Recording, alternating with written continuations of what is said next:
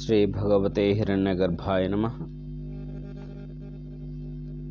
ರಾಮ ರಾಮ ಮಹಾಬಾಹೋ ಶೃಣುಗುಹ್ಯಂ ಸನಾತನಂ ಏನ ಸರ್ವಾ ನರೀನ್ ವತ್ಸ ಸಮರೇ ವಿಜಯಿಷ್ಯಸಿ. ಇಲ್ಲಿವರೆಗೂ ಆಗಿದೆ. ಈಗ ಆದಿತ್ಯ ಹೃದಯಂ ಪುಣ್ಯಂ ಸರ್ವಶತ್ರು ವಿನಾಶನಂ ಜಯಾವಹಂ ಜಪೇನ್ನಿತ್ಯಂ ಅಕ್ಷಯಂ ಪರಮಂ ಶಿವಂ. ಈ ಒಂದು ಶ್ಲೋಕದ ಅರ್ಥವನ್ನು ನೋಡೋಣ. ಆದಿತ್ಯ ಹೃದಯಂ, ಆ ಭಗವಂತನ ಹೃದಯ ಅನ್ನೋಂಥದ್ದು ಮತ್ತೆ ಮಾತಾಡೋಣ. ಪುಣ್ಯಂ, ಇದ್ರ ಬಗ್ಗೆ ಮಾತಾಡಿದ್ದೀವಿ ನಾವು? ಇಲ್ಲ. ಆದಿತ್ಯ ಹೃದಯಂ ಪುಣ್ಯಂ. ಪುಣ್ಯಂ ಅಂದರೆ, ಪುಣ್ಯ ಅಂದರೆ ಏನು? ಪುಣ್ಯ ಅಷ್ಟೇ ಅಂತೀವಿ. ಪುನಾತಿ ಆನೇನ ಇತಿ ಪುಣ್ಯಂ. ನಮ್ಮನ್ನು ಯಾವುದು ಪವಿತ್ರ ಮಾಡುತ್ತದೋ, ನಮ್ಮನ್ನು ಯಾವುದು ಪಾವನ ಮಾಡುತ್ತದೆಯೋ ಅದಕ್ಕೆ ಪುಣ್ಯ ಅಂತ ಕರೆದಿದ್ದಾರೆ. ಪುಣ್ಯ ಬರ್ತದೆ, ದಾನ ಮಾಡಿದರೆ ಪುಣ್ಯ ಬರ್ತದೆ ಅಂತೀವಲ್ಲ, ಅದರ ಅರ್ಥ ಏನು ಅಂದರೆ ನಮ್ಮನ್ನು ಪಾವನ ಮಾಡ್ತದೆ ಅಂತ ಅರ್ಥ. ನಮ್ಮನ್ನು ಉದ್ಧಾರ ಮಾಡ್ತದೆ. ದಾನ, ಧರ್ಮ, ಈ ಸ್ತೋತ್ರ, ಜಪ, ಭಗವನ್ನಾಮ ಸ್ಮರಣೆ ಇವೆಲ್ಲವೂ ಪುಣ್ಯಕಾರಕವಾಗಿರ್ತಕ್ಕಂಥದ್ದು. ಈ ಆದಿತ್ಯ ಹೃದಯದ್ದು ಎಂಥದ್ದು ಅಂದರೆ ಪುಣ್ಯಂ ಅಂದರೆ ನಮ್ಮನ್ನು ಪಾವನ ಮಾಡ್ತಕ್ಕಂಥದ್ದು, ಪವಿತ್ರ ಮಾಡ್ತಕ್ಕಂತಹದ್ದು ಅಂತ ಅರ್ಥ. ಪುಣ್ಯಂ ಸರ್ವಶತ್ರು ವಿನಾಶನಂ. ಇಲ್ಲಿ ಸರ್ವಶತ್ರು, ಸರ್ವಾನರೀನ್ ವತ್ಸ ಅಂತ ಅಲ್ಲಿ ಹೇಳಿದರು. ಇಲ್ಲಿ ಸರ್ವಶತ್ರು ವಿನಾಶನಂ. ಶತ್ರು ಅಂದರೆ ನಮಗೆ ಅನಾನುಕೂಲತೆಗಳು, ಪ್ರತಿಕೂಲತೆಗಳು ಏನಿದ್ದಾವೆ. ಸರ್ವಶತ್ರು ಅಂದರೆ ಒಳಗೂ ಶತ್ರುಗಳಿದ್ದಾರೆ, ಹೊರಗೂ ಶತ್ರುಗಳಿದ್ದಾರೆ. ಹೊರಗಿದ್ದಾರೆ, ಒಳಗೆ ಕಾಮ, ಕ್ರೋಧ, ಲೋಭ, ಮದ, ಮಾತ್ಸರ್ಯಗಳು ಇವು ಮಹಾಶತ್ರುಗಳು. ಇವು ಒಳಗೆ ಎಷ್ಟು ದೊಡ್ಡ ಶತ್ರುಗಳಿವು. ಇವನ್ನೆಲ್ಲವೂ ಕೂಡ ನಿಧಾನವಾಗಿ ಕ್ರಮೇಣವಾಗಿ ಯಾರು ಸ್ತುತಿ ಮಾಡ್ತಾರೋ ಇವೆಲ್ಲವೂ ಕೂಡ ಹೋಗ್ತವೆ ಅಂತ ಅರ್ಥ. ಯಾವಾಗ ಹೋಗ್ತವೆ ಅಂದರೆ ಸ್ತುತಿ, ಜಪ ಅಂದರೆ ನಾವು ಸುಮ್ಮನೆ ಪಠ ಅಂದರೆ ಬೇರೆ, ಜಪ ಅಂದರೆ ಬೇರೆ. ಪಠ ಅಂದರೆ ಪಟ ಓದ್ತೀವಲ್ಲ ಅಕ್ಷರ, ಅದು ಪಠೇನ್ ನಿತ್ಯಂ ಅಂತ ಕೆಲವು ಪಠನೆ ಮಾಡಿದರೆ ಸಾಕು ಪುಣ್ಯ ಬರ್ತೈತಿ.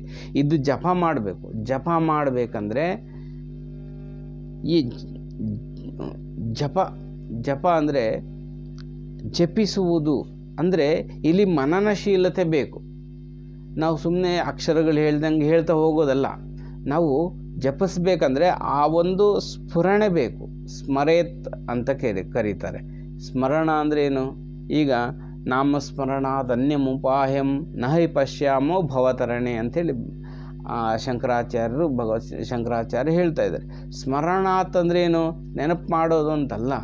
ಈಗ ಮಂಗ ಅಂತ ಇಟ್ಕೊಳ್ರಿ, ನಿಮಗೇನು ಬರ್ತದೆ? ಮಂಗನ ಚಿತ್ರ ಬರ್ತದೆ. ಬಾಳೆಹಣ್ಣು ಅಂತ ಅಂದ್ಕೊಳ್ರಿ, ಬಾಳೆಹಣ್ಣಿನ ಚಿತ್ರ ಬರ್ತದೆ. ಇದು ಸ್ಮರಣಾತ್. ಸುಮ್ಮನೆ ರಾಮ ರಾಮ ರಾಮ ಬಾಯಿಗೆ ಮಾಡ್ಕೆ ಹೇಳ್ತಾ ಇರ್ತೀವಿ, ಅದನ್ನು ಗೋವಿಂದ ಗೋವಿಂದ ಗೋವಿಂದ ಅಂತೀವಿ. ಆದರೆ ಆ ಪಿಕ್ಚರ್ ನಮ್ಮಲ್ಲಿ ಇಲ್ಲ ಅಂದರೆ, ಆ ಸ್ಮರಣೆ, ಆ ಗುರ್ತು ನಮ್ಮ ಹೃದಯದೊಳಗೆ ಬರಲಿಲ್ಲ ಅಂದರೆ ಅದು ಸ್ಮರಣೆ ಆಗೋದಿಲ್ಲ. ಜಪ ಅಂದರೂ ಕೂಡ ಮನಸ್ಸನ್ನಿಟ್ಟು ಮಾಡ್ತಕ್ಕಂಥದ್ದಕ್ಕೆ ಜಪ ಅಂತ ಕರೀತಾರೆ. ಇದು ಮುಖ್ಯ. ಜಪೇನ್ ನಿತ್ಯಂ ಜಯಾವಹಂ. ಇದು ಜಯಗಳನ್ನು ಕೊಡ್ತಕ್ಕಂಥದ್ದು. ಜಯ ಅಂದರೆ ಯಾವುದಕ್ಕೆ ಕರೀತಾರೆ?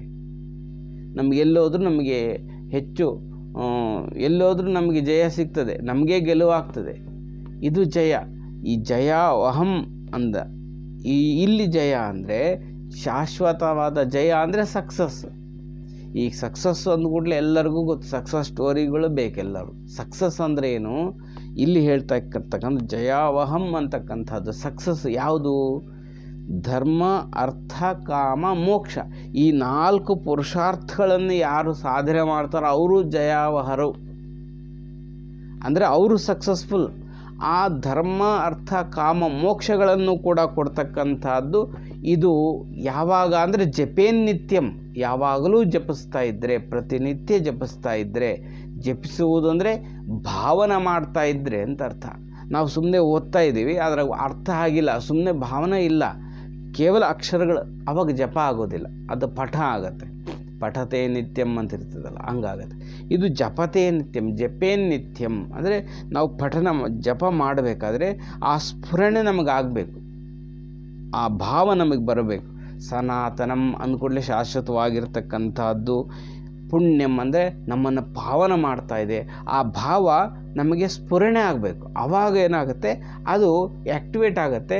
ಜಪೇ ನಿತ್ಯಂ ಜಯಾವಹಂ. ಆವಾಗ ಏನು ಮಾಡುತ್ತೆ ನಮಗೆ ಅಂದರೆ 4 ಪುರುಷಾರ್ಥಗಳನ್ನು ಕೊಡ್ತಕ್ಕಂತಹದ್ದು ಇದು ಕೆಲಸ ಮಾಡ್ತದೆ. ಅಕ್ಷಯಂ. ಅಕ್ಷಯಂ ಅಂದರೆ ಕ್ಷಯ ಅಂದರೆ ಕಡಿಮೆ ಆಗೋದು, ತರಗುತ್ತಾ ಹೋಗುವುದು, ಅಂದರೆ ಕಡಿಮೆ ಆಗ್ತಾ ಕ್ಷೀಣಿಸ್ತಾ ಹೋಗ್ತಕ್ಕಂಥದ್ದು. ಇದು ಅಕ್ಷಯ, ವೃದ್ಧಿ ಆಗ್ತಾ ಹೋಗ್ತಕ್ಕಂಥದ್ದು. ಪರಮವಾಗಿರ್ತಕ್ಕಂಥದ್ದು ಇನ್ನು ಯಾವುದಿದೆಯೋ ಅದಕ್ಕಿಂತ ಅಲ್ಟಿಮೇಟ್ ಯಾವುದೂ ಇಲ್ಲ. ಅದು ಯಾವುದೋ ಶಿವಂ ಅಂದರೆ ಶುಭಂ ಅಂತ ಒಂದು ಕರೀತಾರೆ. ಶಿವಂ ಅಂದರೆ ಮಂಗಳ ಅಂತ ಕೂಡ ಕರೀತಾರೆ. ಶಿವಂ ಅಂದರೆ ಮೋಕ್ಷ ಅಂತ ಕೂಡ ಅರ್ಥ ಇದೆ. ಹೀಗೆ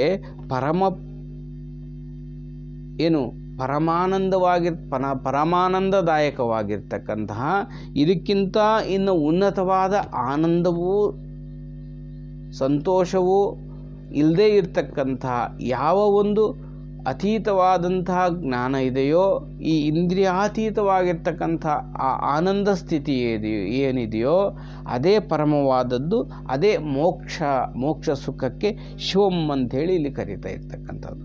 ಇಷ್ಟು ಇದರ ಒಂದು ಅರ್ಥ ಇದರೊಳಗೆ ಅಡಗಿದೆ ಅಂತ ಅರ್ಥ. ಇನ್ನು ಮತ್ತೆ ನಾಳೆ ನೋಡೋಣ. ಶಿವಾಯ ಗುರುವೇ ನಮಃ. ಶ್ರೀಮಾತ್ರೆ. ಶ್ರೀ ಸೂರ್ಯನಾರಾಯಣಾಯ ನಮಃ.